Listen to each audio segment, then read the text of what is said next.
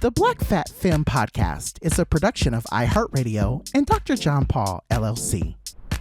Hey everyone, welcome to another episode of the award-winning Black Fat Femme Podcast, where all the intersections of identity are celebrated. I am one of your hosts, John, also known as Dr. John Paul. And while you are on Twitter fending off Russian bots that these Republican influencers were paid for, I've been at home drinking my water and minding my biz. Monday, I'm overrated. Tuesday, on my dick. Flip-flop, flip-flop, flip-flopping ass bitch. Fan me off. My wrist goes click. How are you, my love? I'm kidding. I really wish on her birthday she would have just dropped the film. That would have been nice. Give us a gift, please. Yeah. Why does she keep? And I'm tired. Whoever is letting her post on Instagram needs to stop.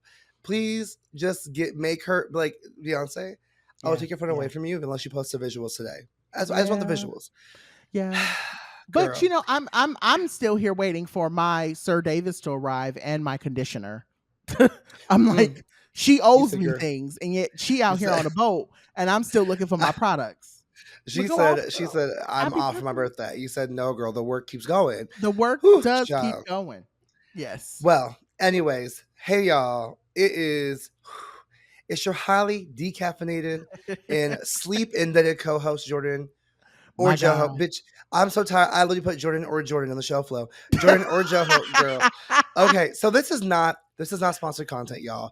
Mm-hmm. But John, have you heard of this app called Rise? I'm familiar. Chance? Yes. Okay, so apparently it'll be tracking your sleep patterns and shit and let you know your sleep debt. Or basically the sleep you owe your body after 2 weeks of inconsistency, whatever. And girl, let me tell you, your bitch just sleep broke. Hey, your bitch just sleep broke. Like he got too much debt. It's giving student loans. It will not pay off. Oh God! This shit is about you cannot make it up. But I was like, I'm sleep broke. Like I just keep and honestly, I'm playing myself. I keep sleeping late.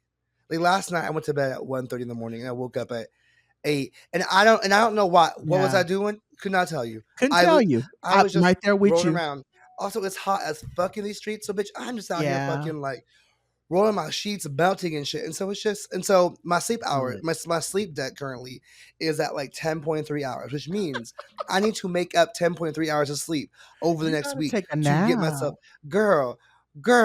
Yes. I will say the naps have been hitting because I realize I'm a nap girl now. I have not been a nap girl, but bitch, if I lay on my floor for 5 minutes, bitch, I'm out. Bitch, I am out. See me. I immediately done. Seated, knocked out. It's amazing.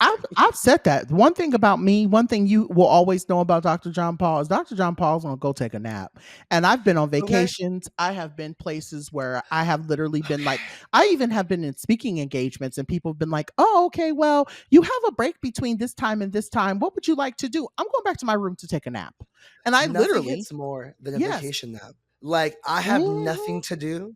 Bitch, I'm a nap. I'm lounging. And oh, yes. It is everything. I used to hate naps. I thought they were so like just useless.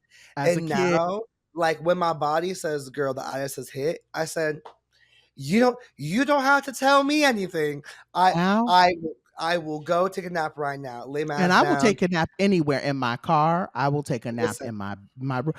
Well, who is it? Dr. Seuss. I will take a nap on a bed. I will take a nap in a shed. I will take a nap in a car. I will take a nap on a farm. I will take a nap anywhere I can get a nap. Anywhere I can get a nap. Period. Yes. Whew. Yeah, so I love that. I love that for us. Okay, y'all. So this episode has a lot of adulting undertones this week. So in the spirit of uplifting our good sis, Miss Tisha Campbell, and this week's still here, I want to ask you before we get into the deepness of today's conversation, what is something an adult in your life, a parent or another adult, has said to you that you might have not understood then, but now you get it? I'll start. For me, my dad would always, and I hate this. You know, it's funny. It's funny because as a preview, it's you say the same thing in your book as well. Okay. You ain't gotta like me, but you gotta respect me. Okay. And yes. That's the shit my dad always said to me growing up, and I hated that shit. I hated it so much because he would use it toxically to make a point about saying or doing shit that I didn't like. Right. But as an adult, I get now more than ever. And as you mentioned in your book, hint, hint, preview. Not everyone's gonna Yes, like you, girl. correct. And that's hard because I want everyone to like me. I want everyone to like me. I want everyone to love me. Mm-hmm. So they don't. It really like it's something that I have to get through in therapy. But they damn sure gonna respect me at the very least. And Amen. I like when someone says that, I'm always like I always get brought to my this like little child me. Like my dad legit would spank me. He would like throw my shit out my room, and I fucking hate you, and he'd be like, you ain't gotta like me, but you gotta respect me. And I was like, Right. no, I don't. No, I don't. Respect is earned. It's two-way street, my guy. But Yeah. now I'm like, now as adult, I'm like, I get what he's saying now. Mhm. I still don't like it. I still don't like it. I hate it. Yeah. But I gets it. Now I'm I- like, you know what? You ain't gotta like me. You ain't, yes. as you say, you ain't even have to love me, but you will respect me. You know Yes. why? Because I'm a boss. Like, No, I think so I mean, and being in the quote unquote older years, I understand it a little bit more, and I can also understand you mentioning it from a toxic place, but I definitely think a lot of it is this notion of a lot of what I'm doing or a lot of what I'm saying to you or a lot of what I'm trying to get you to understand as a child is for your benefit, right? yeah, And so that's where the notion of and so I too had to learn that in therapy, because there were a lot of times where a lot of folks, like my grandfathers were very notorious for the whole toxic masculinity of you don't have to, like, they literally would beat our asses and then turn around and be like, you have to respect us. And it's like, but mm-hmm. y'all are not doing anything for To be us to respected. respect you, Like, right? Like what? you're terrible humans. But now as an adult, I get it in the sense of like they're trying to teach us the stuff in their own way, right? Like you don't know what, Yeah. and I've said this over and over and over again. You don't know what you don't know. But I often think that a lot of our parents, a lot of our grandparents, a lot of our great grandparents, because I was blessed enough to know my great grandparents. A Mm, lot of them, when we were very young, were really trying to give us this notion of like, it's not easy for us as black folks. It's not easy for us as, well, now as queer folks, but like at the time they were very centered on the notion of like, you're black men, we want to make sure that you know the world is not going to be easy on you. So yeah. I get it, And, I get I it, mean, I get that in a way, statement a lot. it does also keep you safe. Like it is a It way to keep does, you it safe. does. When you get pulled over, you Mm-hmm. And you don't yeah, talk about you it. ain't got you ain't gotta like them. Mm-hmm. But if you respect them, you're less hopefully less likely to get attacked, Yeah, to get killed, yeah, yeah, to yeah, get yeah. arrested. Like I understand now that it Mm-hmm. is also an act of preservation of like you ain't got like any of the shit that you're seeing or doing, but you have to give a level of You got decency to learn how because to if you respect these don't, people. your Yeah, shit can get fucked up real easily now. yeah. And I get now. I don't like it. I hate it. But Yes, it is. I hate it. It's But I get it. very So coded. It's a very yeah. coded statement, but I think as you get older, it's one of those things that you kind of learn to unpack. Is like, okay, I get why my parents, I get why specifically my grandfather, because like I said, both of my grandparents are from Mississippi, and so they came here with a very, very, in my mind, I call it a very black ass mentality in the sense of Yeah. they know what true racism looks like. They know what navigating systems of racism looks like, and so in so many ways, that notion of you ain't got to like me, but you got to respect me is this notion of knowing that there's going to be a white person that one day you're going to like vehemently hate, but you're going to have to know how to navigate and respect them in a way Mhm. to, again, like you said, Mhm. keep yourself safe. So in that vein, I'll kind of share mine. I will say that I jump in, I'm glad we're jumping into this because I constantly tweet about the things my mom says. As folks know, as I'm getting ready to release my book, I've let folks in on reading the, kind of this version of the book, so that way I can make some edits and turn it in. And it's funny because I talk a lot about the stuff my mom has said to me over the years. And now that I'm at the cusp of 40, right? Like I literally have, well, I just turned 39, but I'm already thinking like, wow, girl, in a couple of months, you're going to be 40.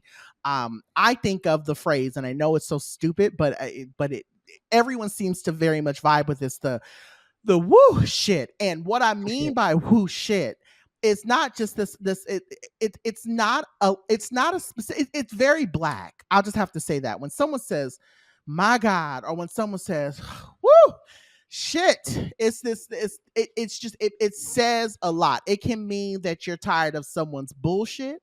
It can mean that someone is working your last nerve. It can even mean like, this was way more than what I bargained for. And so sometimes I'll just like, I'll be walking around my house and I'll just hear myself go, shit. And it's just the very coded, like, I am so tired. I am so over this, or I'm so at the end of my ledge with whatever the situation is. So if you ever hear a Black person just scream out shit, know that they are very, very, very tired of something or someone. They are at their edge. We're not okay. Check on us, please. We're not.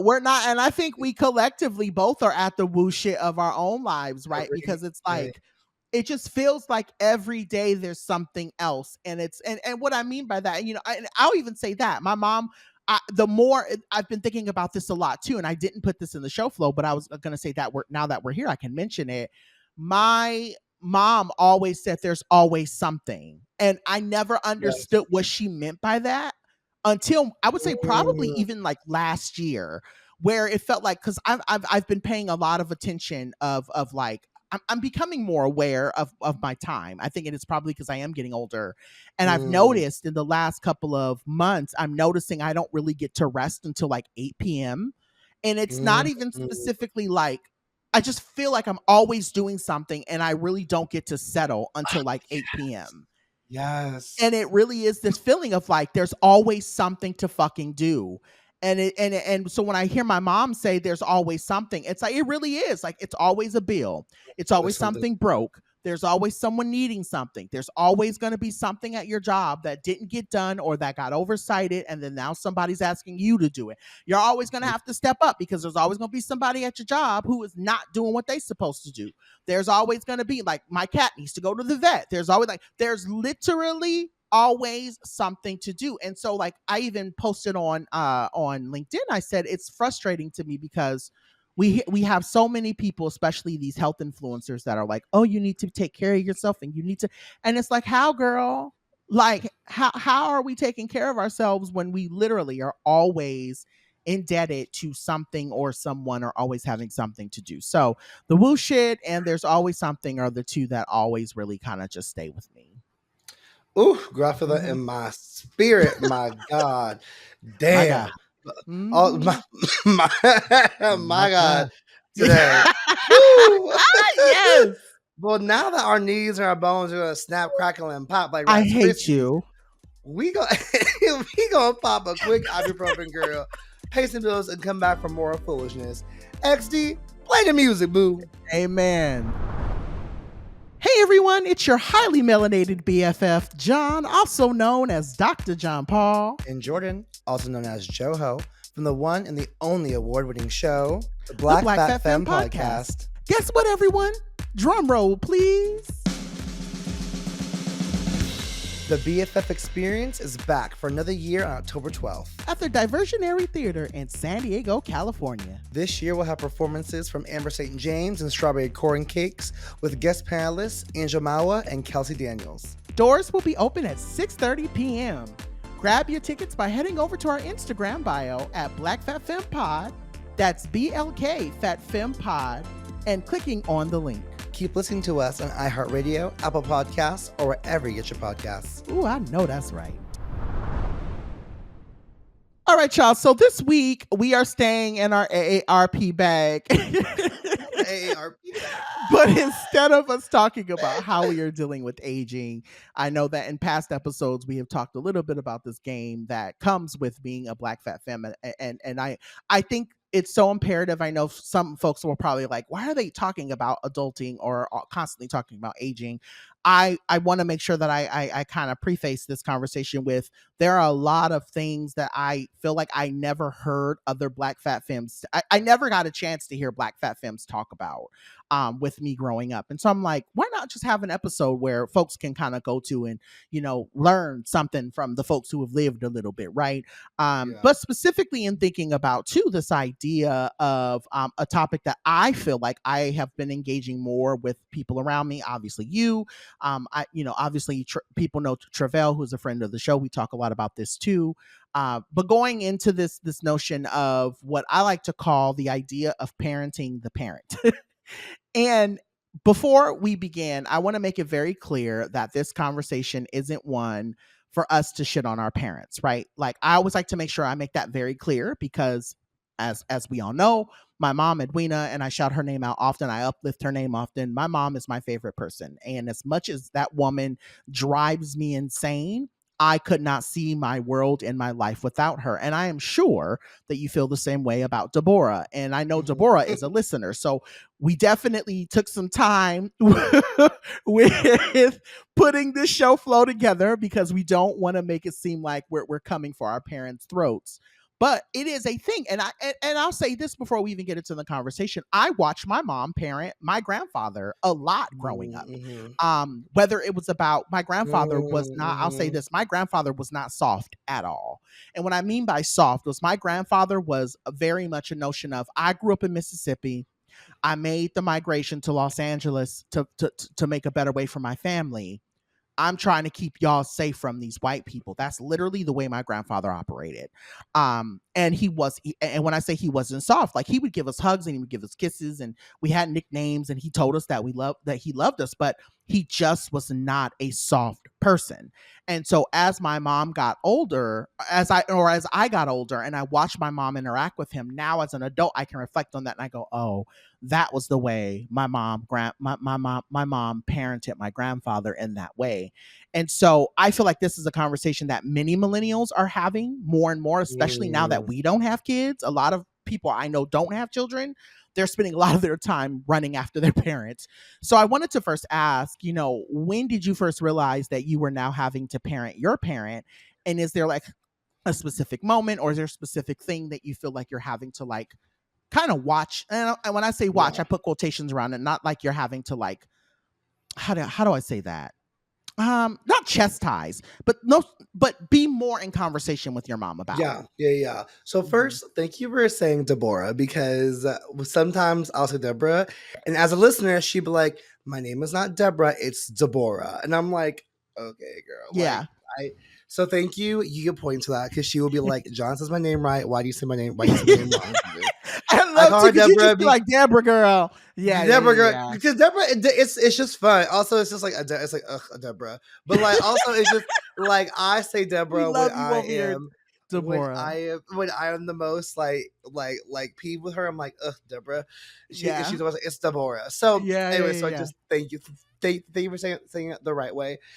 So I think in some ways, right, we've always parented our parents, teaching them things about ourselves and what we're learning. Like I think even as kids, we don't like realize it as such, but I think even as kids, we're parenting our parents. Like even as kids, we're teaching them like what we're learning in school or something, or we're teaching them about ourselves. But I think I consciously knew that I was in some ways responsible for them when I was 15.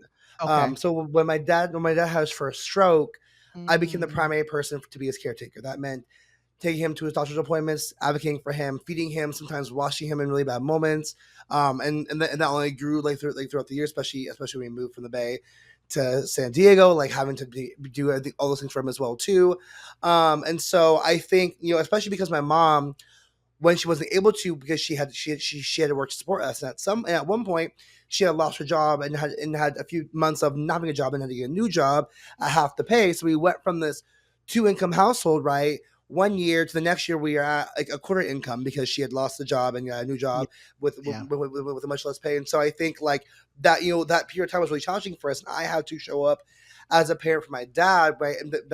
And in some way both of them, because when my mom was working, she was working like all day, sometimes all night. I was out here making breakfast, lunch, and dinner for us. I was, having to be responsible for our nutrition, which is not easy as a kid because what the fuck is nutrition? Like I was nutrition as a kid, right? I want candy, girl. Right.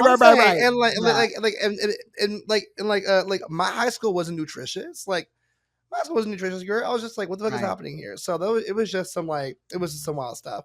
And so I think that was that's kind of with my dad. But I think I started parenting my mom when I came out to her, because I really had to handhold with her when it came to learning about me as a queer person. And that shit, well, that shit was not easy, girl. Whoo, that shit was not easy. Like it was a lot of conversation, a lot of roughness. But I think that's probably when, I mean, because she was always, she was a bit more like she had things a bit more together than my dad did. So I think that was the moment when I had to parent her, was teaching her about who I am and what that meant, and how like she can't say the things that she may say before to me other people, or how she may not be able to not like, she can't commit homophobia in like in the way that maybe she had, or that my dad had. So I'd say Right. that's probably when I first realized. Yeah. How about you? Mm. Yeah, so I'm sitting here and I'm thinking about it in the same context of what you're talking about. And I think, my I'll say this, even though I had a stepfather, my stepfather, may he rest in hell, was not a good person. And it was very much my mom, like I realized that I started having to like parent my mom when my mom was coming to me and having conversations with me about what was going on in her marriage. And I mean, I was literally maybe like 14, 15, even 16 at the time. And I'm having to give my mom like this really adult centered advice about things that she, felt like she couldn't go to anyone else in our family to talk about or to do. And so I think that that's where a lot of it started. But I even will say, like, even when I was younger, I was always my mom's right hand person. Like, I just kind of accepted that I was always going to be kind of her shadow in a lot of ways. And I got a lot of crap from my family about it.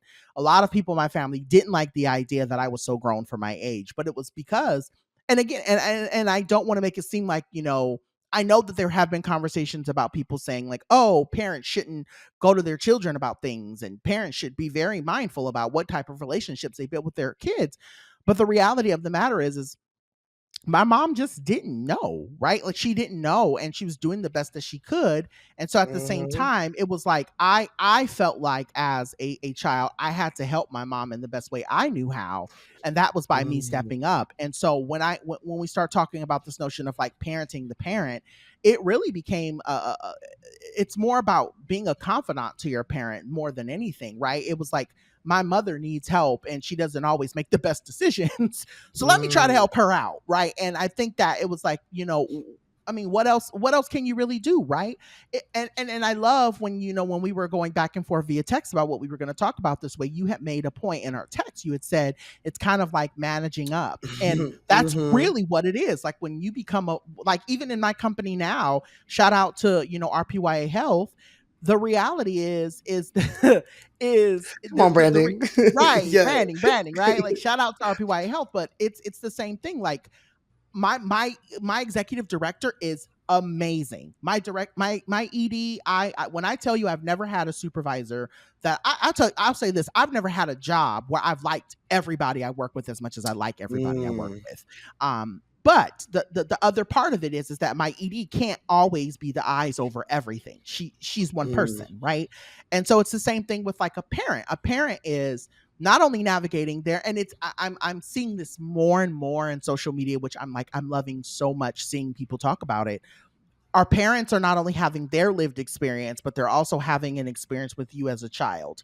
Then they're also having to navigate their experience with the other children that they have. Then they're also navigating Mm. their marriage and their relationship. So there's all these momentums and so their eyes can't always be, they can't always be present. That's the way I just kind of Mm. I kind of accept it. My mom couldn't always be present, and so the notion of me being a parent to her was really this notion of, I want to, just as much as my mom wants to love and protect me, and she steps in for me when it's time to be a parent, I want to love and protect her too. And I do the same thing now. I think a lot of it has really started now in terms of my mom's health is declining, and I've had to drive out to Vegas a lot. We've had to move things around because of the show for me to drive Mm. out and do stuff for my mom. And I think a big part of that is now I'm recognizing that the way my mom stepped in for me when I was young and I was queer and I didn't know how to navigate life, it's the same way. And now I'm having to step in for her as she's getting older. And I'll be honest and say, I don't mind it. I really don't mind it at all. I think I always say, I think it's my mom makes it easy because she's such a great person. She really is. Mm. She's a Sagittarius. Now let's keep it real. He's very much a Sag, but at the same time, I like and I love my mom, and she makes it real easy for me to want to quote unquote parent her. So, yeah. So I Mm. guess that kind of leads to like me wanting to ask you, you know, how has your, you know, now that I'm talking about as I get older, and and I know you probably feel this way too, because I know your mom is getting older. Like, how has your relationship with her changed? How, you know, I know you've also been very open about your father passing too. Like, did that require you to step in and like talk to her a different way, or to like Mm. navigate conversations with her in a different light now that things seem to be a little bit different? Yeah. Oh, this is a really good question. I have like a lot of thoughts, so bear with me, please. One, I want to say, like, I appreciate you raising up like all the context in which our parents exist in. Like, Mm-hmm. you know, I've always understood that parents do the best they can with the tools that they have, and that's not Right. always the best tools. But I never saw it through a lens of like they have, 10 different contexts to exist in. And as children, right, we have one. Like, our context is just as children. I mean, of course, that grows and changes as you grow up, but like, it's so true. They have to parent one kid, if not multiple kids. They have to. They have very real consequences of not working, right? So they have to work to make sure that this kid's paid for, and that they're doing it right. If they have a spouse, how's your spouse cared for? If they have other obligations, how they're like. There's so many things that become challenging, and I know a lot of people are like, and this is why people say, right, don't bring a child into this world unless you know you can care for it, because that shit Right. is not Right. easy, right? But Right. but I Right. mean, but also, like, so many people want to be parents, and also well, actually, like, you actually never know the scope of what you need to do until you do it either, right? Like, Right. a lot Right. of parenting, I Right. realize, is just learning as you go. And so that's why it's been very interesting to me, of like, oh, like, you actually just have to like keep it pushing and like press play and hope for the best. I think this question, I mean, for me, I have to own, I have to like name, right, like my mom is first generation, and like first generation immigrant and first generation Holocaust survivor. And so the day, like, those two experiences directly impact her upbringing, right? Like, Mm-hmm. growing up in an immigrant family had its challenges. One, growing up in an immigrant family that had to escape genocide and persecution is another thing, right? And so these two lenses, I think, really impacted her in her life, especially when it comes to like bootstrap mentality and independence. Like, those are the things that she Mm-hmm. strived to raise me with. To do everything by yourself, to not depend on anybody. You can only be safe for yourself, right? Things I don't Right. necessarily agree with today, but I understand where those came from. And then, and then even with my dad coming from a sharecropping background, right, being one of not owning the land, not his parents having to, having like a modern form of slavery with people that own the land that they lived and worked on, growing up as one of 14 kids, right? Having a different sense of individuality. Like, you realize that, like, your parents are just such, they were full, maybe not full, but they were fully different people before you. And then they Mm. have to come into you, and like, yes, by choice, right? So I think now, like, I know if I have kids, I want to come with my shit together before I have a child, for I sure, don't. Yeah, I right? can't do You it. know, like, But yeah, I yeah, support you. yeah, yeah, I yeah. but Thank I you. can't do it. But I also understand it, right? Because I constantly think, God damn, like, I know that all parents fuck up their kids. Like, all parents fuck up their kids, right? Right. I know Right. that. So how do I fuck them up the least and not fuck them up the way I was fucked up, right? My God. And, Yes. Yes. Yes. whew, Yes. shit. Yeah. Woo! And Shit. Yes. your parents make decisions that they Mm-hmm. think are best for you. And I love that you said that, because that's their job, right? But then you realize that you actually have to teach them what's better for you, because you actually know as someone what's better for you than they do. And they either will listen or they won't, right? It's like, I know my parents had a hard time with me telling them what was better for me and them not agreeing with that. And them saying, like, Mm. well, your parents are like, like, a lot of because I said so when I was growing up, which is also something that I get now, right? When someone's like, "Why?" I'm like, "Because I said so." I'm always like, "But why?" And now, and these days, I'm like, "No, what? Like, because I said so. I actually don't have to give you explanation, girl. Do the thing I asked you to do because I said so." Look at Like, us being our parents. Look at and us. now, and right, I but then said I think, but I yes. said, but then I think, like, you know what? I want to be that person with my kids. If I have kids, but I'm like, some days it's just gonna give because I said so, girl. Like, because Right. this, I'm Right. so sorry, but like you have to trust that I know the vision here, and you ain't got to know the vision right now. I Yeah. think my relationship with my mom has changed a lot over the years, and in some cases it hasn't. Like, much to my dad's dismay, my mom kind of always treated me as an adult. Like, she let me ask Yeah. questions. and challenge things, really let me mature and be mature. My dad did not like that, so I was paying a lot for it. And so for my adult life, I've seen my mom more as a friend than than a mother, if that makes sense. Like she's always been my mom, but she hasn't always like mothered me in that way. Because she treated me like an adult. Like she raised me to be very independent as soon as I could be, right? Like Yeah. as soon as I can get my driving permit, got my Yeah. permit. She had got, she her for one of her friends had one of her friends had a car he was using. He gave her the car and gave me the car. Like it just immediately was had me do adult things. But I think it's a double-edged sword in some ways for Mm-hmm. her, because now like I don't depend on her for anything, right? Like I Yeah. like I Yeah. like I need nothing from her, which I think sometimes is challenging. Because I think sometimes like she's somebody who I but who likes being needed for things, and I've had to work through that myself as a person, like being needed for things. But the joy and something, and I'm working through it now. I wish she understand now too, is that the joy is that I get to want her to be involved in things, right? I don't need her to, Mm-hmm. but I want her to, which is Mm-hmm. more freeing. Yeah. And so I think that's one thing that I've stepped into, is like I get to want you to be here with these things. I don't need you, but I want you. I That's also fair. think, Yeah. when my dad passed, that was probably the biggest period of time where I saw her where I saw her as mother, because I surprisingly was affected more than I thought I would have been by Yeah. my dad's passing. Like Mm. it really was when that I thought I prepared for in every way, and then I was like, what the fuck is happening? Yeah. And she was really there for me as I grieved, as I moved back in the house with her. Like I simply remember, like I knew when he passed, because he had passed at home. I knew that I was going to see his body before I saw her. Um, Mm-hmm. and so like, but I felt prepared. Like I was like, I'm gonna see his body, and I know it's gonna be a hard experience, right? But like I Mm-hmm. saw his body, and I just immediately broke down, right? And like, and in my mom's house, like from the garage, you get to her bedroom first before you get to where she was at in the kitchen with my aunt, and then like the social service person who comes when death happens.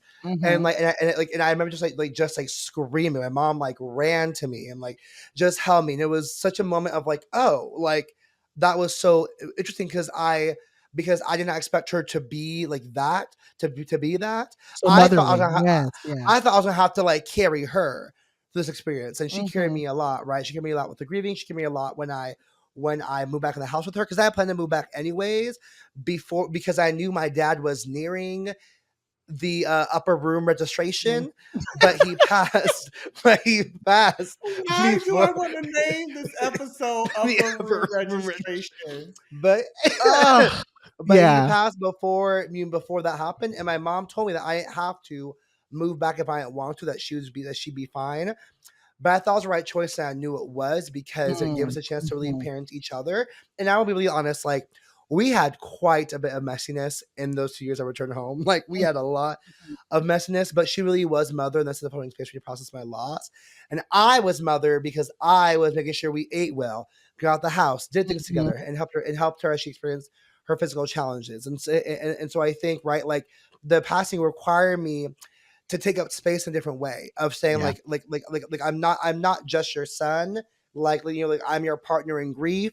I am here to help you. I'm paying rent now in this house. I have a full-time job where Right. I'm making money. I was like good money, but my We money. yeah, Um, we can you know, afford I the can. name brand things when we go Yeah, grocery shopping. Yes, yeah, yes. exactly. Okay, wait, we ain't got to do great value, girl. We can get the Safeway No, we Select. don't We have can to call shop the at Walmart. We can do better. We okay. can We do ain't it gotta live on like pocket, this. No, I feel you. I feel you But yeah. wholeheartedly. Yeah, it's really cool because it's funny because I was listening to the Friend Zone this morning while I was cleaning up my place and or I was getting ready for my day, and they were talking more and more about how they're becoming their parents and in ways they never thought that they saw their parents in themselves, and then as they've gotten older they're like, oh, and that's me. Like I will say that I've for my longest, I know people have always said, you remind me so much of your mom. You remind me, and I would always kind of just be like, yeah, I know I look like my mom and I have a lot of her mannerisms or whatever the case may be.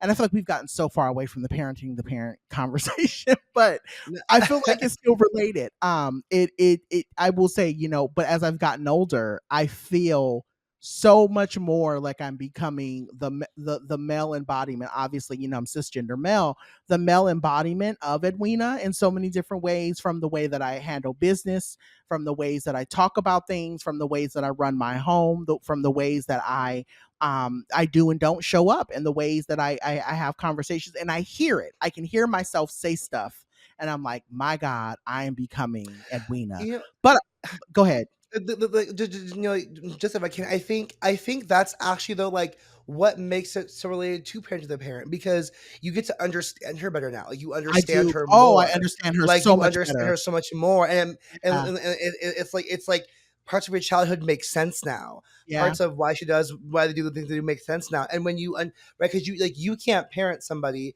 that you know nothing about, Right. right? Right. Right, and Right. and your parents are parenting somebody they know nothing about. Like when they Right. have a kid, it is truly a crapshoot who this kid becomes.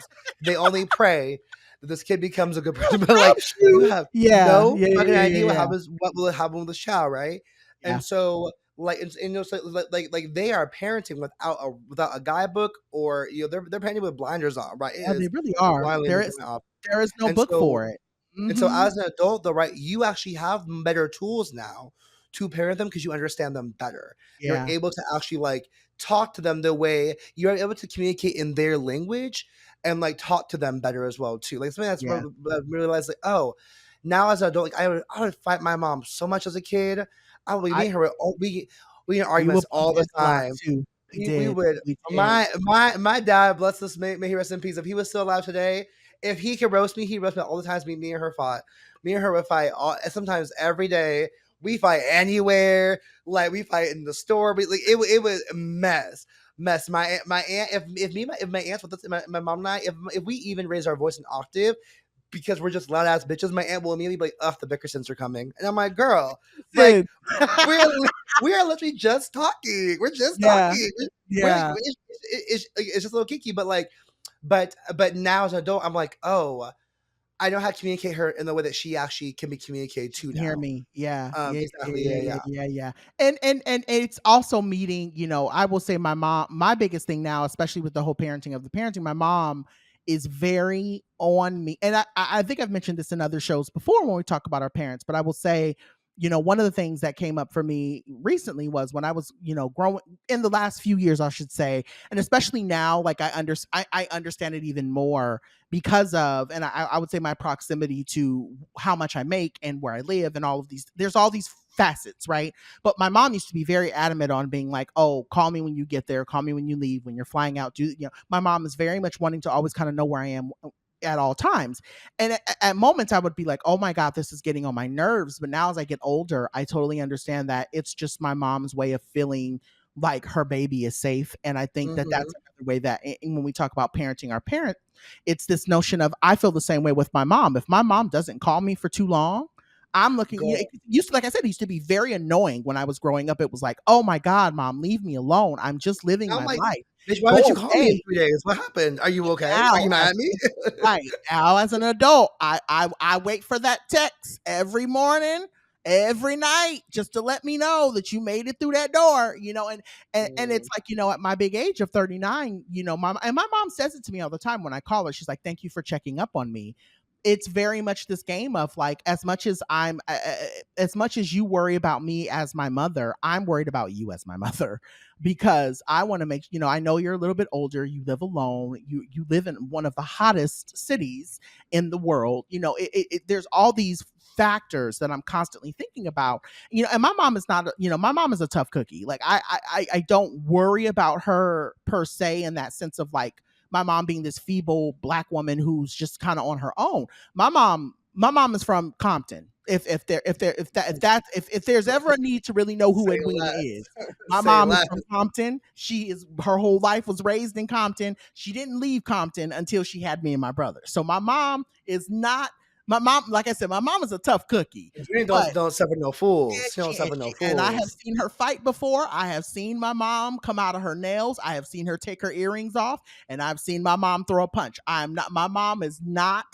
My mom is 5'4", but that woman stands at least 6'2". But I say that in the sense of like I appreciate. I think this is just kind of more of a, in the mind of us talking about parenting the parent, I know that there's so many people who feel like their parents get on their nerves or their parents drive them nuts. And I'm just like, every day I wake up and I'm like, I'm grateful that I have a mother who gets on my nerves. I'm grateful that I have a mother that I sometimes have to chase after.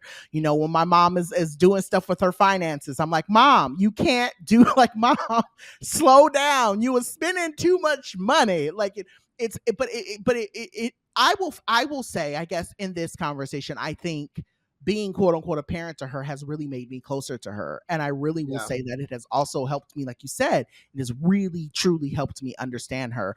So I guess the last thing I kind of want to hit on before we go on to the next segment is I just really want to know, like, how has the journey been? Like you mentioned it, right? You show up better for her, but do you think age has something to do with it? Like I think 29-year-old Jonathan is I think 39-year-old Jonathan is so much better than 29-year-old Jonathan.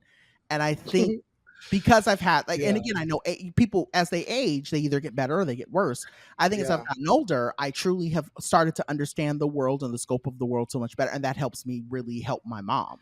And so I was Yeah. wondering, like, as you've gotten older, do you think that age has been a big part of how you've been able to understand Deborah better? 29-year-old Joho, I think, is still learning. But I do think that I do believe that I have a different perspective than most people in my age group. Yeah. That I do believe that I have like a I like I'm like hesitant to say because I don't want to like to come off the wrong way. Like I think I'm more mature than people in my age group, especially I'm more mature than many men in my age group. I guess is what I would say. That like that I know, and I think and I believe that. Yeah. So I think I just see things differently than people in my age group Mhm. do, and so I think Mhm.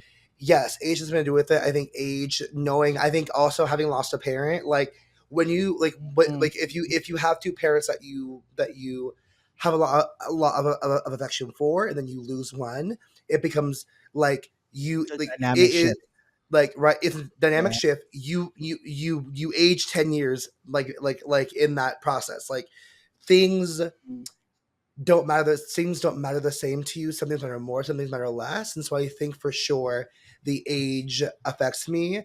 And Yeah. I think I think in parenting her, or sometimes showing as a parent to her, affects how I show up for her, because it makes me more mindful of, okay, I know it ticks her off, right? I know it ticks her off, Yes. and Mhm. I know that the definition of insanity is doing the same thing, hoping for the Over same, and do the same thing for the yeah. same outcome, Yeah, right? yeah, yeah, yeah, So if yeah. I know it ticks her off, then I would be doing insanity to try and talk to her in a way that ticks her off. And so now I know talking to her in a way that won't tick her off, or talk to her in a Mhm. way, right? Talking to her in a way that's better, more kind, more gentle, more empathetic, will make her more accessible for me to actually communicate with, right? So I think Right, those are the right. things, and I'm teaching her how to do that for me, because she knows what ticks me off, and Hello? those are like Can I, not to I cut you off, but sometimes you got to tell your parents, I'm grown.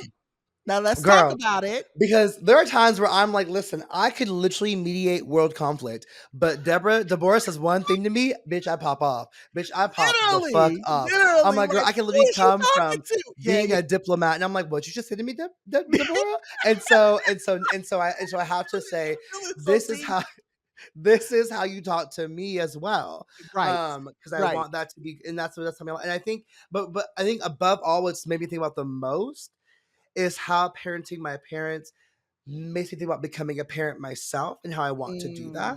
Mm, Right? Like it mm. makes me think about, okay, like I know that I don't want to be the parent that says, because I said so, I don't want to be the parent that says you don't have to like me, but you respect me. But I also don't want to be a parent that says like, yeah, girl, do what you want to do. Like no, Right, like I don't right. want to do that other.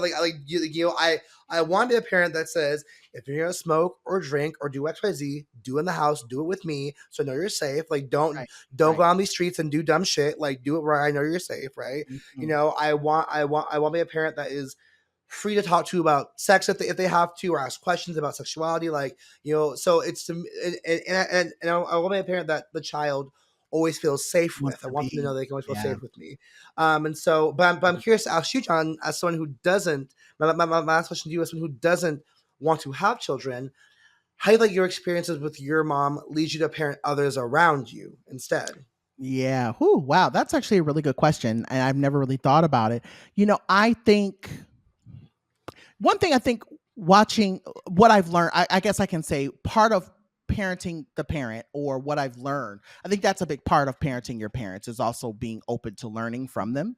And I Mhm, think what I've mhm, learned from my mom is letting people, my mom, something my mom always says when you talk about things that your parents have said and how it shaped you. My mom would often say sometimes the baby has to suffer with the mama. And I never really understood what she meant by that until a mm, couple of years ago. I have someone in my life, and I will leave them. I'll leave it very broad. I'm gonna try to leave it as broad as I can. There is someone in my life who continues to keep doing dumb shit and expecting a different result, like mhm, you mentioned. And for years I would spend time telling you, you got to do this, you got to do this, you got to do this, you got to do this, you got to do. This. And after a while, I just kind of said, you know what? I can't tell you what to do anymore. And I think that that's also the idea of what I've learned in this whole process of everything is letting people make the decisions that they're going to make and stepping back and saying that's going to be the thing that leads you to like either success or that's going to be the thing that's going to keep you going down, whatever path that you're going down that's going to cause problems for you. mhm, Knowing you can't change people. And I think that's mhm, really what it comes down to is that a big part of my mom saying sometimes the baby has to suffer with the mama, her way of saying like people make bad decisions and they don't recognize who it's going to impact. But later on down the line, it ends up impacting them, and then they run back to you like, help me," and it's like, no, you make that decision, you got to stay with it. And so I think that mm, that's been a big part of what I'm learning about this idea of being someone who's getting older and doesn't want children. One of it is making. I think my point of what I'm trying to make is, I've made making decisions and standing in those decisions, whether they be what I think are good decisions or bad decisions, right? Um, mm, I'll even say this: like I went out yesterday and I bought a second monitor, and it was not a cheap second monitor. And there was a part of me that was driving home that felt super guilty about how much I spent on that second monitor. And then I had to say, know what? I'm gonna stand in this decision because this decision is eventually going to pay off in one way, shape, or form. It's going to pay off. Okay, fine, right? mhm, But it's this idea of like I'm learning to like stand in my own decisions and also allowing other people to stand in their own decisions and knowing that you mm, can't change people or that you can't make people do what you believe is the right thing to do. And I say the same thing about my mom too. My mom has gone back and forth. There's been this whole I'm trying to be careful because I don't want to give away too much. There's been a whole kerfuffle in our family dynamic, and I'll just leave it oh, at and the way my mom has talked about it and the way that my mom has navigated it, I have had to be kind of the mediator between both another family member and then also my mom and my mom mm, mhm, feeling. And so having to get my mom to understand that, mom, you're not dealing. And I think that's also something else. My mom needing to understand that we're not that the people around her are not kids anymore. Like, I think sometimes your parents live in this place that you're still their child. yes, And it's mhm. like, Mom, I am your child, but I'm a 30 I'm year not, I'm not 39. a child, Right. right? I'm not a child. There is a difference, right? And so like I sometimes I have to like hit my mom with like I have to correct her about certain things that she says and that she does, both with me and I'll say this lovingly with my brother too, because sometimes my mom will say things about my brother and I'm like, Mom, you can't say that, right? Like Justin Mm, is an adult and Justin is and people know me and my brother are very close. And so I have to go up for him a lot. But I will say like mm, that's a big part of this whole thing is really kind of recognizing that, to be honest, I'm a parent to a lot of people. And I mm, think that mhm. that's one of the reasons why I often say I don't have it for children is because my mind, I'm taking care of my mom. I'm helping my brother. I'm helping my husband and his family. And there's just so much happening all the time that I'm like, the thought of coming home to a screaming child who needs more of my attention is something I just don't have to give. And so that's been a big part of it. But all that to be said, I think that's just the biggest part is it's really taught me how I think the biggest thing I can just say to kind of wrap it up on a really cute bow is communication. I think watch like the interactions I've had with my mom and learning to forgive her and learning to work through a lot of the stuff we've had issues with and coming to terms with that has really helped me become such an effective communicator, even in my own relationship. Because let me tell you something. My partner said something to me this weekend, and I almost said something the way I felt myself catch me before I said it. I said, "Ooh, bitch, that's growth." I said, because my husband almost got it in front of people. He almost got it in front of people, and I could feel me grab me and say, "Girl, don't do that." And I said, "Oh, that's growth. That is Period. some real growth." Period. And I Period. caught Growth. because I could feel my hand go up. Because usually when I'm about to read, that's the first thing I do is I put my hand up. You And it's said. always like I'm about to say something that's about to hurt your feelings. Like my hand is up now. Bitch, the way my hand went up, I could feel my body say, "Girl, don't do it." And I said, "Oh, that's growth. That is so You know the much put my growth." hand there, And I bitch. know it came only from me being a parent to Edwina. Because there are times I want to say stuff and I'm like, "Girl, let it go." Now you Let it blue iving yourself when Beyonce was clapping and she had put her mom's hand. She said, "No, not today, calm girl, not down, girl. But let me tell you, today." that was deep. I don't even remember what the conversation was, but I just remember being 3 seconds away from going into my old self and feeling the new me go, "John, don't do it. Don't do it. You are Mm. will have a fight and this will turn into a whole thing you don't want to have." And I just said, "I'm going to let it go." I said, "I'm going to let it go." But again, the communication part of it all is where it is. But anyway, with that being said, now that we have hid all the belts in the house, we got to take a quick break and come Triggered. back with more show. We'll be back in a bit. XD roll sound.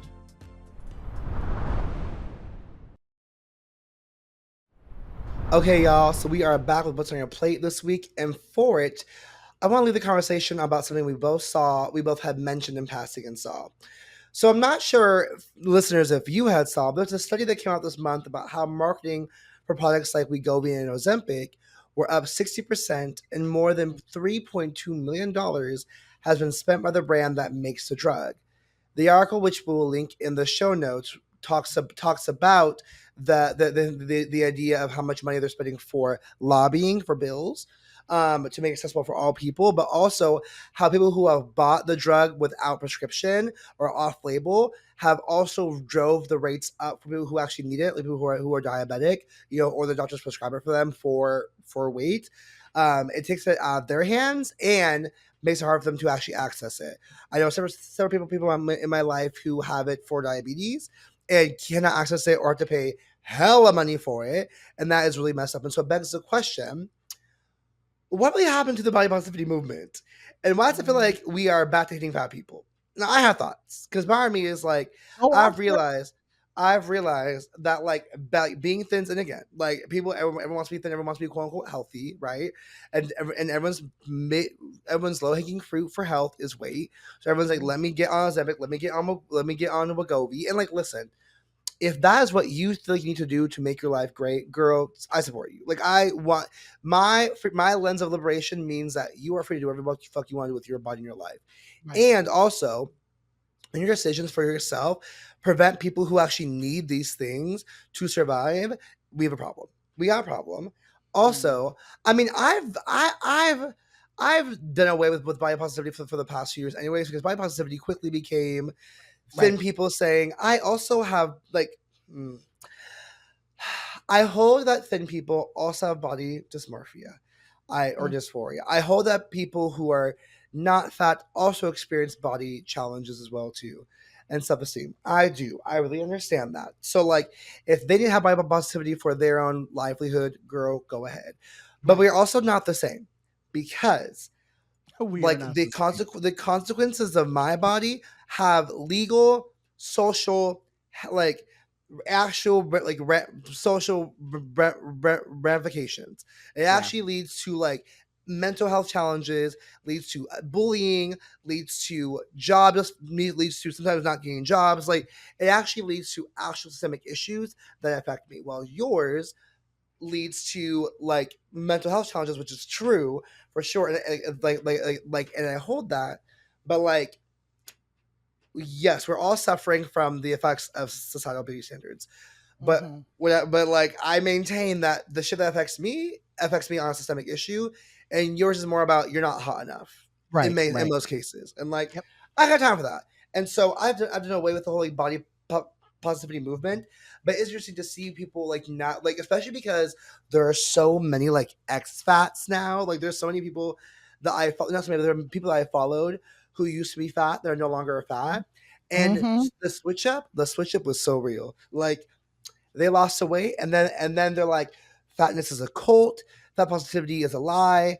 We should all be healthy and lose weight. And I'm like, girl, you literally made money off of fatness and all these things just to go and say you're all fat, disgusting people who are gonna die early, blah blah blah blah blah. And like and then dive into the like I'm skinny, let me be skinny trend. Like, girl, what? And so it's just it's rough, it's wrong, and I really am mad about about Novo Nordisk, the producer of Ozempic, like for spending so much on lobbying, because like I honestly am at a point where I feel like, okay, I am not saying that weight affects things for sure. I'm not saying that. But I'm at a point where I feel like the fight against obesity is a smokescreen to me these days. It is. It Like, is. Go off. I'm like, there are actually many more systemic health issues that affect people than fatness. Like obesity affects people in certain ways. Yes, yes, yes. It affects health in certain ways. Yes, yes, yes. But those things often happen in combination with other systemic health issues that are caused by other things. And so, like this fight on obesity, I'm just like, girl, you are distracting from the issues that you're actually causing, right? Like you don't want to talk about the issues of unhealthy food. How many? Like, and I think unhealthy food as in a food that like is artificially modified, right? Yep. How many recalls have there been for meat, produce, blah blah blah? In the last week alone, you're killing us by giving us food that's actually not good for our bodies, that makes us sick and sometimes die. Like that's what's killing us. Not like, but you want to make it a me problem and focus on the weight when you aren't providing me actual access to nutritional things. You're driving prices up, so I can't afford these things either. So it's like you're really basing it on something else than what I think it actually is. Yeah, I know someone's gonna hear this and be like, "Oh, Joe's a little like conspiracy theorist," but I'm like, no, I don't think it's conspiracy theory. I think you're. I would say you're 300% right. I think so. I think what it comes down to, and this is the thing that I really hate, it always comes back to money. Like anytime you can follow anything, it always comes back to capitalism. And I hate that about our country, but it is what it is. And so what I've been thinking a lot about is in this convo, and the reason why I thought it would be good for us to talk about it is because, in my opinion, there are not enough fat people talking about this in particular thing, right?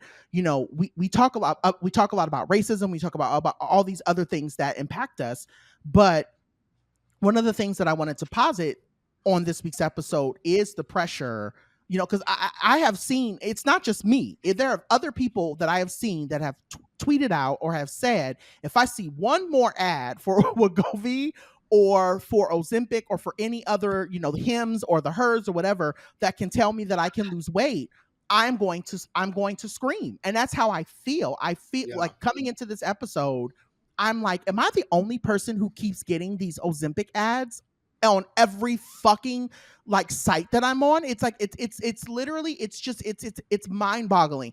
But again, the reason why it's being pushed is like you know, again with this article, there's money behind it, but also there's money in being thin now, right? So this notion is, if I can make fat people feel guilty about their size, then they will go out and spend $200, $300, $400 for this shot that will keep us in business, or will keep us, will keep our brand alive. And so I want folks, it's not about being a conspiracy theorist. It's about what's the truth. And the truth is, right now, there's a lot of fucking money in fat phobia. There's just so much money in it, because now everyone's on the train of being like, well, if so and so is on Ozempic, then I need to be on Ozempic, and if so and so's on Wegovy, then I need to be on Wegovy. And so now the money train. But I will also say, and this is something I wanted to come on the platform and say too, there's also something to be said about, like you said, the ex-fats, the girls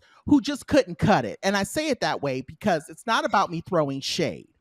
It's about a reality. Being a fat person means having to actualize and having to sit in the notion that your life is going to be hard, period. Right? It's the same way. And I think it's the same concept of black people who don't really fuck heavy with black people, right? The black people who are like, oh, I'm not that kind of black person, right? The black girls who are not really giving in to, who want to fight respectability politics, and the girls who are wanting to push back on all of the political pieces that quote unquote blackness incurs, right?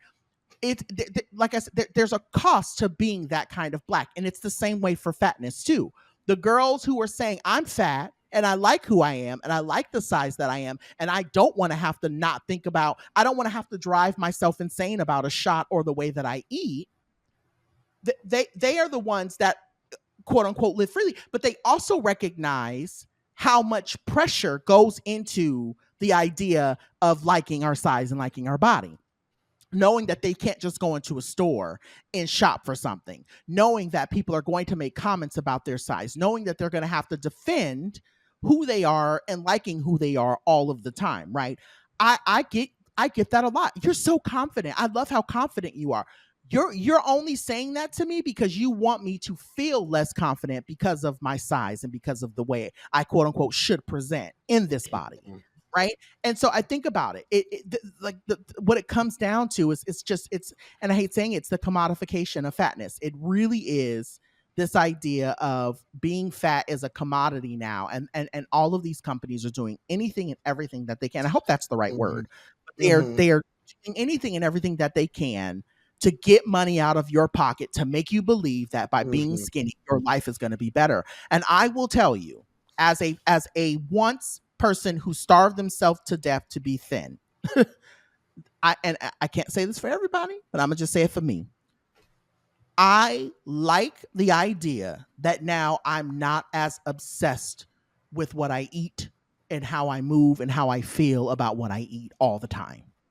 I like the idea that if I want a cookie, I may not be able to have 5 of them because obviously I'm type 2. I want to respect that, right? But if I want a cookie, I don't feel guilty for eating the cookie. If I want a donut, I don't feel good. I mean, I may not have a whole box of donuts the way I used to because I like to eat donuts. I'm a big sugar girl. I'm still going to eat the donuts though, right? I'm still going to have me an apple fritter.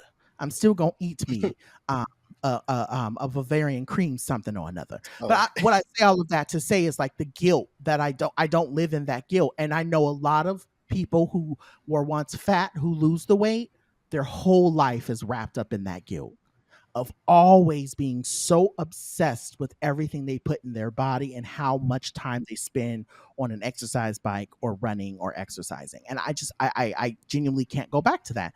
But I'll get off my soapbox. But my bottom line is, I think to your point, Joho, it's not you being a conspiracy theorist. It's the truth. Mm-hmm. There's a lot of $3.2 million was spent to tell you should hate yourself for being fat. That's the reason why people are moving away from the fat positivity movement. And if y'all want to learn more about how this affects fat folks in media, you can read it in John's book, Black Fat Femme, coming out March 25th, 2025, baby. Okay. You sure can. Okay. Thank you for the plug. And while we are here and we're talking about what's wrong with the world in terms of that, I just quickly want to say, because I actually want to focus my guest ma'am, my no man Pam, on something very important. So I'm going to just say this here. Subway, please bring back the $5 footlong. While we're here and talking about food and we talk about fatness and we talk about joy, please bring back the $5 footlong.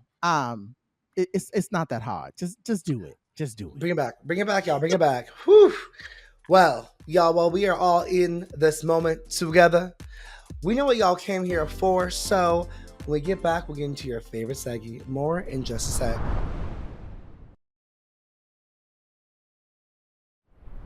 All right, y'all. So we are about to jump into y'all's favorite segment. And for those of you who are new to the show, our Yes Ma'am and our No Ma'am Pam is where we talk about the things that we love or we throw tomatoes at the things that we don't. With that being said, this week, I'm going to go ahead and start with talking about something that I thought was really cool for my Yes Ma'am. Is it Sade? Sade. I think that's how they pronounce it. Sade, yes. So I will say this up frontly, and people know this about me, and y'all can go judge your mama. I'm not a Sade fan. There are songs that she has, smooth opera, all of that. There's a couple of songs that she has that that don't make me kind of like sway back and forth. But I'm not that girl that's like, oh, I'm gonna put on a Sade album. That's not me. That's never who I'm going to be, and that is never who I am. That's just not me. But what I will say is, I thought it was really cool to find out that she had a trans son. And so, with that being said, she has now. And we'll link the article for folks who are interested in reading it from Variety. She actually is adding a song as part of a transgender awareness compilation. And again, I'm assuming in support of her child for this compilation. And I guess that's a huge deal because she has not released music in like ages. And so people are really, really not only just excited that they're getting a new song from her, but also they're getting that she's using her music as a way to support her child. So I will say, I love, not only one do I love this, but I think it's really cool. I'll just say this for anybody. And again, I don't know who, I never really know who listens to the show. But I would say anybody with the platform who is doing anything and everything that they can right now to platform the idea of like loving people without barriers is good with me. And I don't know who, there are a lot of people who are upset about it. I don't know who those people are. I obviously don't follow or talk to those people. But what I will say is I think it's interesting that there are a lot of people in this world who assume that there are a lot of people who have queer children and think that they automatically hate their children.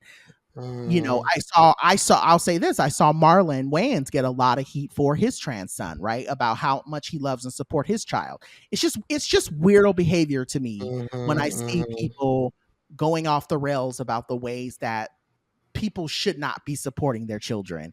And I think to myself that, and again, going back to parenting and all of that, if my mom would have been able to have the knowledge that she needed, the knowledge she now has when I was younger, I think I probably would have spent so much less money on therapy. And so it's really cool to know that this child, that Sade's child, knows that they're loved and affirmed in this way, like in a very big platformy type way. So anyway, I could go on for hours talking about that. But I will just say shout out to her. Maybe I like her more now. Will I go? I'm not sure, but I'm just saying, like, Sade is good in my book. So moving on to my No Ma'am Pam this week, it's been interesting. So I will say I struggled a little bit coming on here to talk about this specifically because I didn't really know what angle I wanted to like go at it from. But I will just say this: WSB-TV in Atlanta, I'm calling you out specifically. I want to say fuck y'all because you know exactly what the fuck you're doing.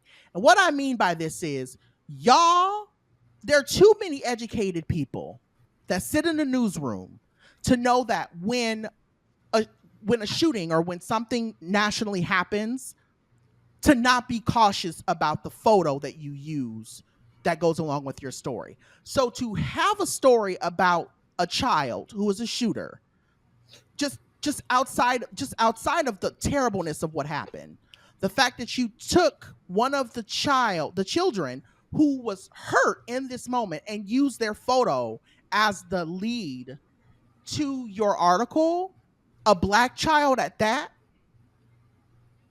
out of all the photos you could have used, you chose that one photo. So that's where my feeling is, and it's frustrating to me. And like I said, I'm struggling because there's so much more I really want to say, and because of time, and also because of politics, I'm low key biting my tongue. But it really frustrates me the ways in which we talk about these mass shootings and how we don't talk about the root of what that is and where that comes from, right? And when I'm talking about, it's not even about, because I've seen people, and I'm gonna say it this way. I'm gonna say it this way just to clean it up, and then we can go on. I have seen people on the interwebs talking about white parenting and the ways that white parents talk to their kids and white violence and all these different things. I've seen so many people in the last few days talk about it. I've even seen white people talking about it. Shout out to the white lady who had a TikTok go viral as she was talking about what happened. My frustration is that we always seem to forget, and we don't ever talk about the ways that violence is just it's a taught thing amongst a certain demographic of people. Violent, like violence, and I say this because it's like there's no other way to say other than it's taught. There's no other way to talk about it, and it baffles me and it frustrates the hell out of me that we will talk about gun reform and we'll talk about all these things, and it's like, nah, girl, that's just a symptom. We need to have a real conversation about the ways that hatred is taught in this country and who it is taught to and how that hatred manifests in the ways of mass shootings. That's the real thing that we need to have a conversation about. But what do I know? I just have a doctorate in educational justice. Anyway, what are your yes ma'ams and your no ma'am pounds for this week, Joho? Whew, mine are definitely definitely not as deep. My so I'm just thinking like I'm everything you said. I'm like heard Yeah. and feeling you. My yes ma'am. To be quick, just to Carmen, a hip opera. I had watched that the first time last night in honor of Beyonce's birthday. And it was it was a movie. It was a film Movie. that MTV made. Yes. It was something. It was something that was created. It was a film that Beyonce acted in. It was so bad it was good. Like it was so bad I couldn't help but laugh. I just have to say, my favorite, my favorite line in the song in one of the songs she said, not it was Beyonce, so it's another girl singing. She said, "I love you more than a slave loves the thought of freedom," and I was like, Wait, what? that cannot be. I love you more than a slave loves the thought of freedom. I said that cannot be a line. That Oh my. cannot in this I hope black written musical hip opera. This cannot be a line. Just So made can no I sense. pause?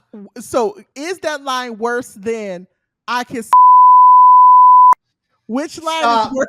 Stop. This one's worse because at What? least, well, was bad because from a white woman. That was bad, white woman.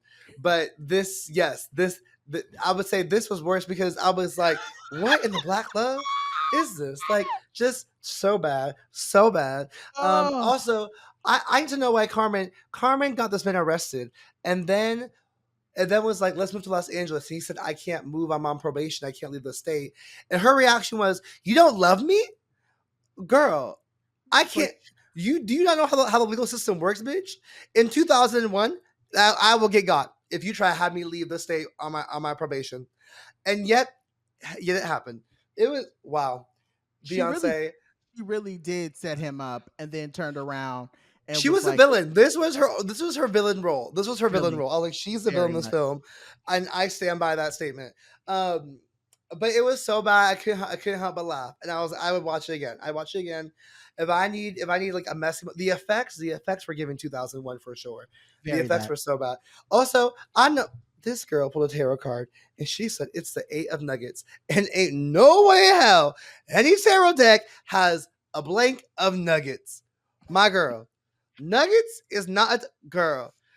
What? No, this movie was silly. So but yes, Ma'am Pam's that movie. Go off, girl. What a moment of time. My no man Pam is to people who remix Beyonce's music with EDM backings. So I had saw Carmen at this event that was celebrating Beyonce's birthday, and after the film was a silent disco, and the DJ, which I already was like, why? Like I was like, there's no way. They said we're gonna get this type of DJ in this rooftop full of black people, but okay. Mm. Then the DJ played the songs with EDM backings, and when I tell you, 7 of us, 7 of us went up to her at different times and was like, "Could you just play the albums? Like, could Can you you actually not? stop? Could you actually stop the ficky stuff and just go on Spotify and press play on the album? Like, they play the music the way Beyonce intended to be heard. If Correct. if she gave us a remix, I would listen. Okay, Beyonce has remixes on her songs. Play those remixes. Don't do your own remix, girl. You're not the one. You're Why are not the we doing one. all this? And she did not have one. She did not have one Renaissance song or one Cowboy Carter song. And I said, girl, how could we all? Mind you, the marketing of the event was Cowboy Carter. So how the hell do you not have one? Not coming to work prepared?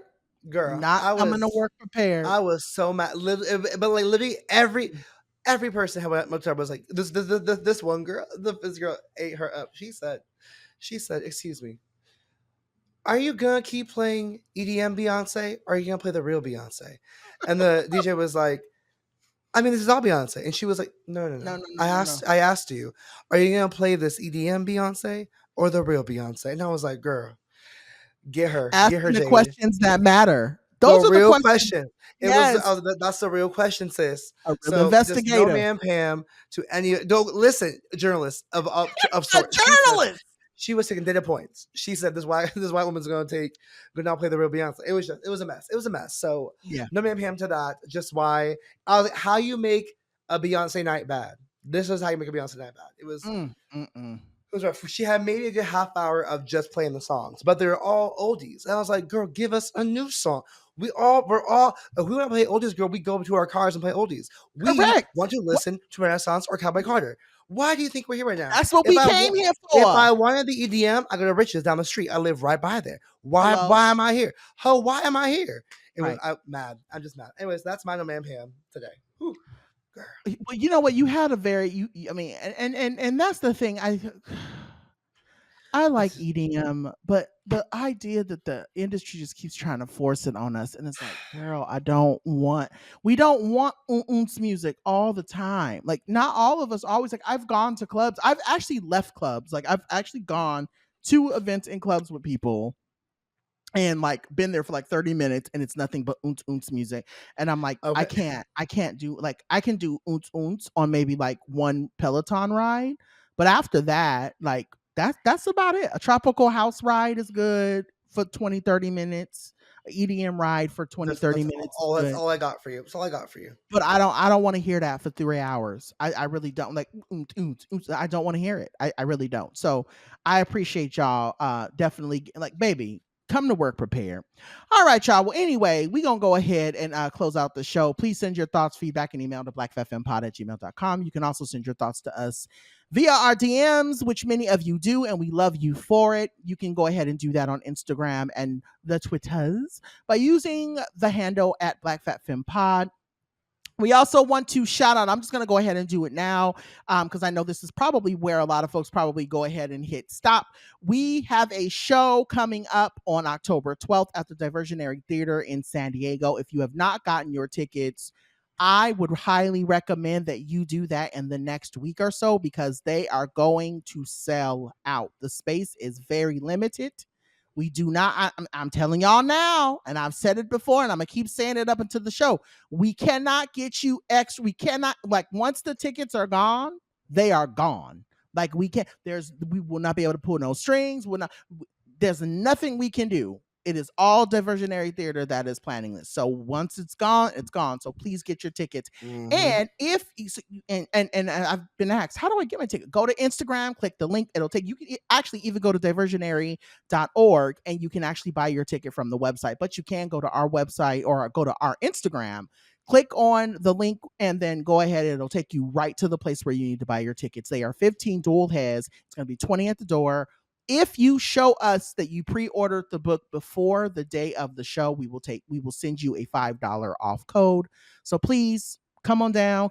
It's going to be a really good time. We have 2 great performances from Strawberry Corn Cake, and also Amber St. James, who runs the San Diego streets, honey. I mean, Period. you really, truly don't want to miss a performance from them. With that being said, Queen Joho, where can the dolls find you? As always, you can find me at Joho Daniels across all socials or my website, jordan.daniels.com. And if not there, you will find me on my quest to find the best pumpkin spice drink in the world. I will never go on, it will not be at Starbucks, do not worry. I will be trying to find the best drink everywhere else. Don't y'all worry, y'all. Y'all are ridiculous. I can't. Y'all insane. What I will say is that makes me want to go to Coffee Bean, because now I know that Coffee Bean has theirs back, and theirs is so much better than anybody. Delicious. Absolutely tasty. I may have to slide through a drive-through for them. As for me, you can go ahead and check me out all over the web using the handle at Dr. John Paul. You can also visit my website at www.drjohnpaul.com.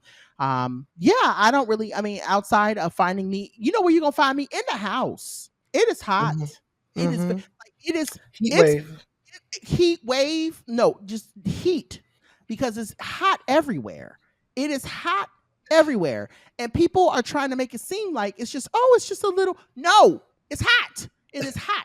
I don't want to do nothing outside. Don't invite me nowhere. I don't want to, no picnics. I don't want to be at no out date, nothing. I want to be inside in some air.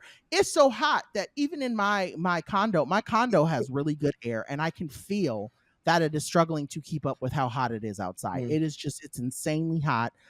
I would think that July and August would be this hot. The fact that September we're still in like the 110s is blowing my mind. It is. Yeah. So yeah, just letting y'all know, like, climate change is real, and I hope that it doesn't end up taking us out. But with that being said, make sure you're drinking your water, staying cool indoors, because it is very much hot at these parts. Or in these parts, I should say. All right, y'all. Well, with that being said, we want to thank our producer, Bay Wang, for handling all the logistics to make this show go, and everyone over at iHeartMedia who keeps the show up and running. We also want to shout out our wonderful guest editor, I should say, Xavier Delo, who has one more week with us, and then we will get the magnificent Chris, who will come back to start sprinkling that touch of magic that they always do. It's really, really nice, and it's real lovely. We miss you, Chris.